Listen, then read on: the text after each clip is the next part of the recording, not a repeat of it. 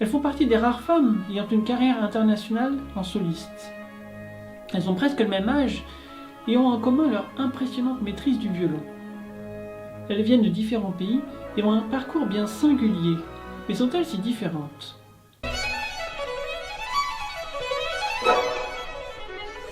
Dans cette vidéo, nous allons analyser les nombreux points communs entre Julia Fischer et Hilary Hahn, mais également leurs différences.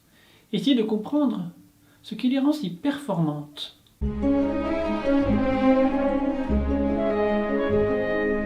Julia Fischer a très vite su faire parler d'elle.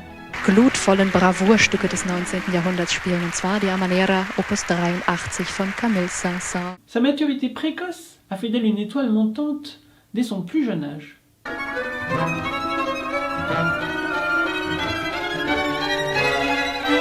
Hilary Hahn a également commencé sa carrière dès l'enfance et a su, comme Julia Fischer, montrer au monde qu'elle était digne d'intérêt.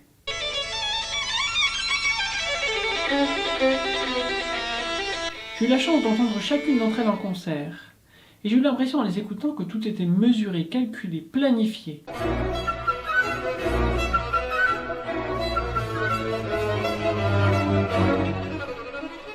Chez elles, tout semble contrôlé et analysé jusque dans les moindres détails, si bien que leurs émotions semblent presque dissimulées, contrairement à d'autres violonistes qui sont plus intuitifs et émotionnels.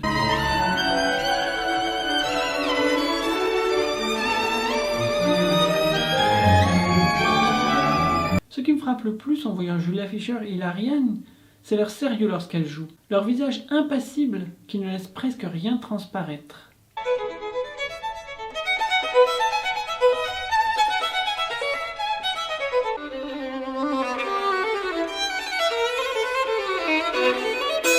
J'admire beaucoup leur sobriété, leur efficacité et leur concentration inébranlable. On remarque en les voyant qu'elles ont les épaules assez en avant, comme pour engager leurs bras.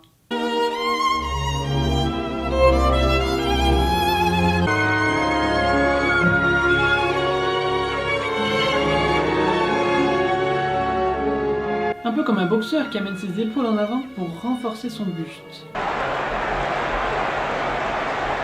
Et oui, même si ces deux disciplines restent totalement opposées, le corps reste ce qu'il est. Et on peut apprendre de toutes sortes de disciplines, même si la finalité est opposée. On remarque également que leurs jambes sont assez mobiles. Promis, je ne ferai pas de comparaison avec la boxe.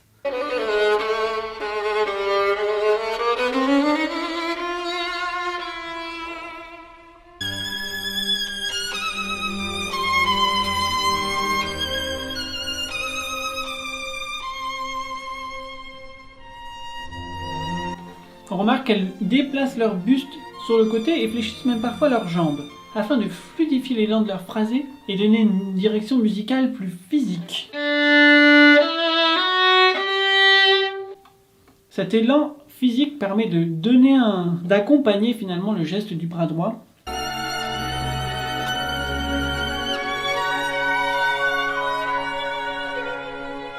Julia Fischer et Hilary Hahn ont également en commun leur vitalité et leur énergie très bien dosée.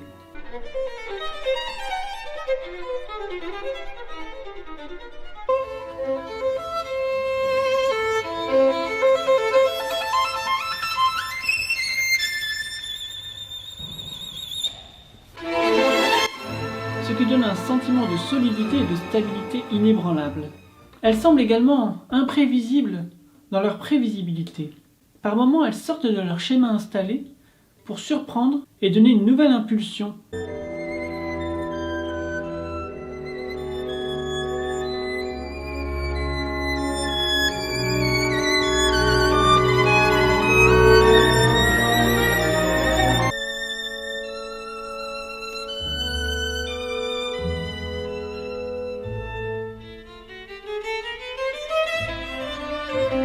Tout semble planifié et parfois un élan de spontanéité émerge pour sortir de l'élan dans lequel elle s'était installée.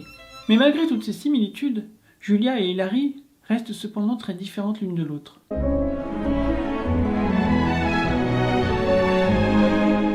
Julia Fischer est allemande, née en 1983 à Munich. Son père est mathématicien et sa mère pianiste. Et contrairement à Hilary Hahn, Julia Fischer joue également du piano.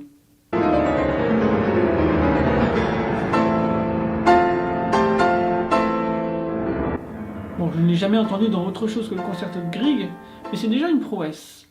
Hilary Hahn est américaine, née en 1979 à Lexington. Son père est journaliste et sa mère comptable, donc elle n'est pas issue de parents musiciens. Mais comme pour Julia Fischer, les mathématiques ont probablement bercé son enfance. Et même si Hilary ne joue pas du piano, elle se débrouille formidablement bien avec un cerceau.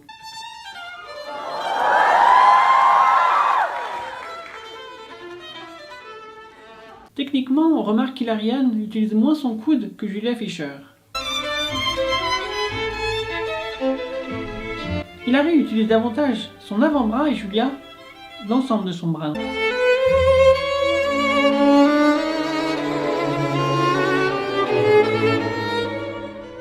C'est la différence entre l'archet dirigé par la main ou par le coude.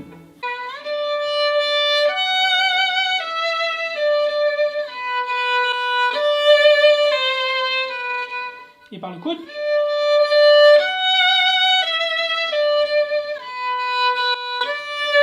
Et donc là, ça entraîne davantage, mais l'inconvénient, c'est que ça dissipe un peu plus l'énergie. Mais bon, les deux fonctionnent très bien comme on vient de le voir chez elle.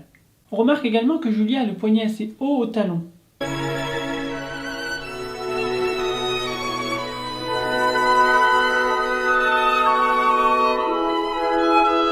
Et même si Hilary a sa main davantage inclinée vers son index, son poignet reste relativement plat au talon.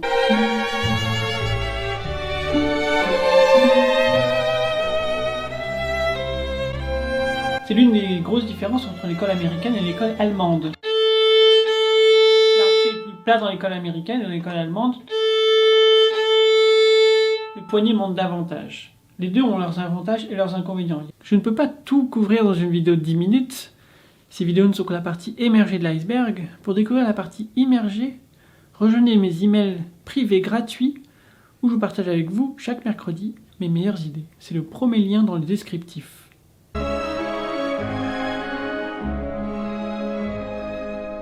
Alors pourquoi ne pas avoir parlé de Janine Jansen, me diriez-vous? Elle est également de la même génération et a une carrière internationale impressionnante elle aussi.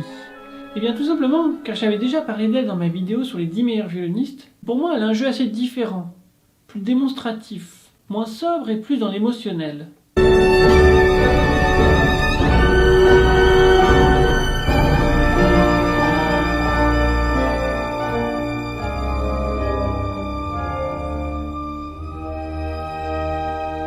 Elle a également commencé sa carrière plus tardivement. Pour conclure, je dirais que chaque musicien ou musicienne est différent, mais qu'il y a malgré tout des points communs qu'il est intéressant d'analyser. Si j'ai fait cette vidéo, c'est surtout pour voir ce que l'on peut apprendre d'Hilary Hahn et de Julia Fischer, car leur parcours de virtuose mérite d'être étudié de près, pour voir ce que l'on peut en apprendre et implémenter pour notre propre développement. D'ailleurs, si vous jouez vous-même du violon, je vous offre mon PDF résumé pour vous aider à progresser plus vite. C'est le premier lien dans le descriptif. Et bien sûr, si vous avez une question, posez-la dans les commentaires, je lis tout et serai ravi d'y répondre. Et si vous voulez aller voir ma vidéo sur les 10 meilleurs violonistes, elle vient de s'afficher à l'écran. Sur ce, je vous dis à très vite, et surtout, ne cessez jamais d'apprendre pour rester libre.